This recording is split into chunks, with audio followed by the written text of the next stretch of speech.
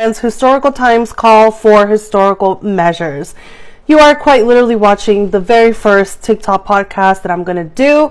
This is going to be a 10-minute video broken down through segments, all in efforts to tell you all the astrological news. Trust me, you want this. If you see me looking to the side, I have a Google Doc with a bunch of my notes, and that's what I'm reading. First thing we got to ground today is Saturn moving into Pisces. We are in the first week of finally setting into this energy. Saturn is going to be in Pisces from March 7th through May 2025, and we're going to experience 2 retrogrades in between. The first things we want to consider with Saturn in Pisces is that, first of all, Saturn is not comfy in Pisces. He's out of his comfort zone here. He has been in his home realm for the last 6 years, being in Capricorn right before Aquarius. So all of us have been doing some serious, unignorable dismantling through structures in our life and the foundations that we stand on. So it has not been easy for the average person, especially if you have heavy Capricorn placements and heavy Aquarius placements. You've been under scrutiny by this celestial god. Now, what happens when Saturn goes into Pisces, the gears shift. All of a sudden, we find ourselves feeling a lot of emotions.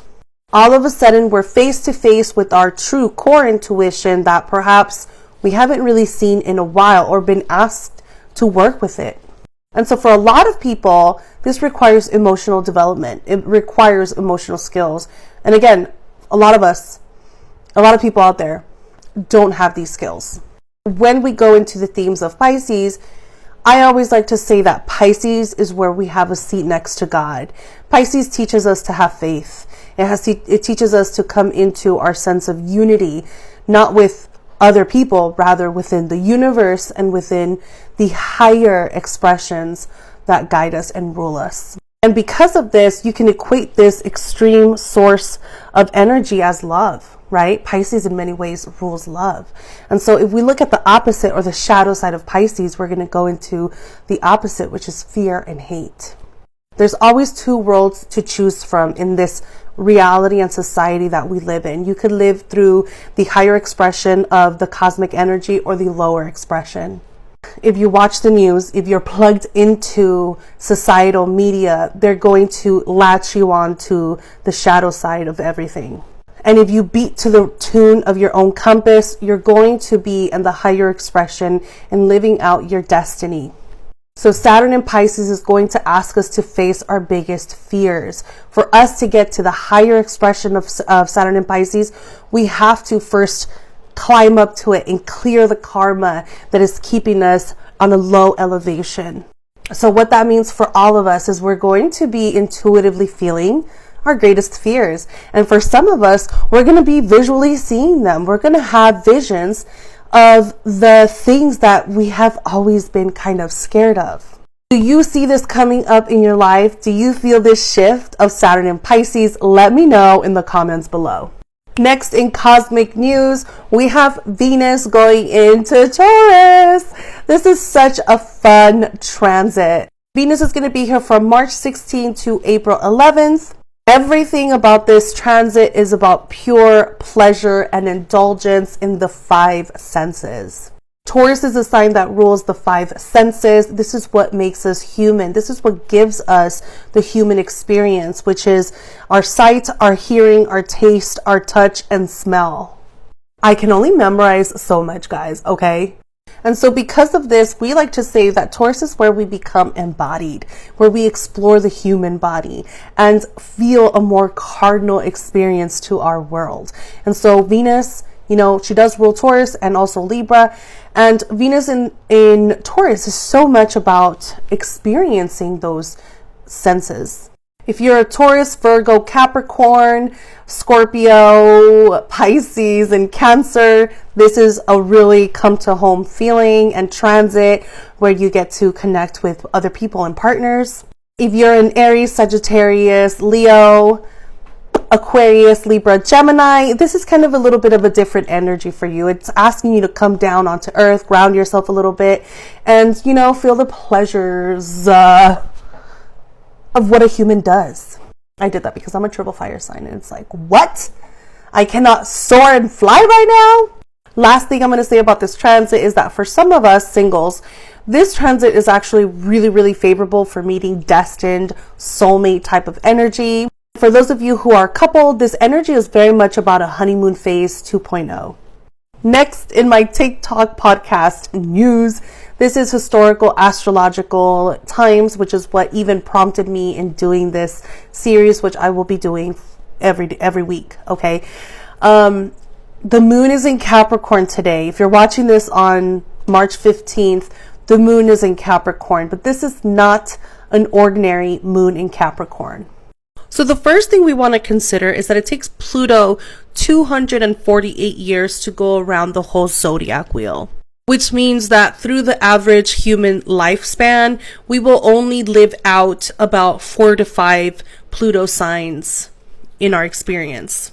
So for all of us, that really does make the 5 signs that Pluto is in our lifetime really important. I consider that in my private karmic astrology readings.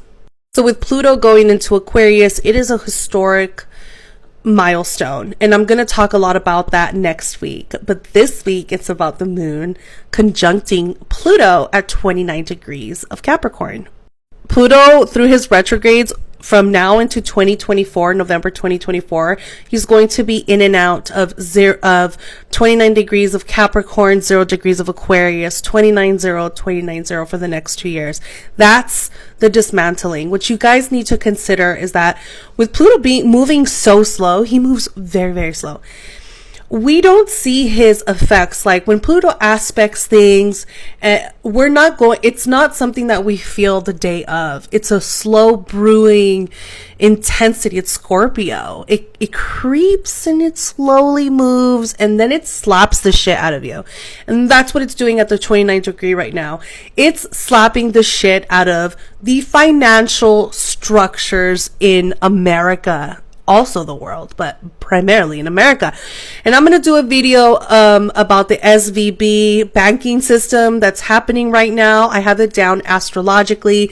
I'm going to put that together for you guys. But what you need to know is that this is the very beginning of a dismantling process that we're going to see throughout the next 2 years. On a personal level, we are being asked to kick out structures that no longer serve our highest good. Spiritual concessions. This is the one segment where you guys are going to get celebrity tea. I hardly like to talk about celebrities TBH, but sometimes it unifies us. So let's take a look at the astrology of the stars. The wannabe stars, the stars they want you to idolize instead of the cosmic heavens. You have your tea, matcha latte, water, Coke, and popcorn. Let's talk about Justin Bieber's Saturn return.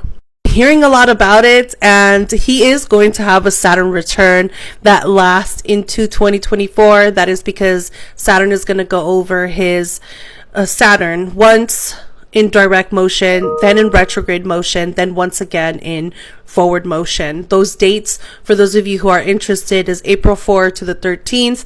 Retrograde motion is going to be August 26 to September 7, and then forward motion, the last time is going to be December 30 to January 10, 2024. I anticipate this to be mental health struggles. His drug addictions are going to come up. I don't think that we're going to see too much of it. I actually think it's going to be kept behind the scenes, but you never know. If I was his astrologer, I would say, hey, Justin, you really need a professional to help you move through traumas and sadness that have taken place in your life. This is it, friends. If you made it into the 10 minutes, thank you so much. I'm shocked. I didn't even go through all my list. I have 3 things that I didn't talk about, but I will be here next week to share more news with you. My name is Brilla, creator of Brilla Samay Astrology, and I am so happy to be bringing you this content. Trust me, there's so much more of where this came from. I have several verified, certified astrology certificates, and through my career, I have read over 8,000 birth charts, including A-list celebrities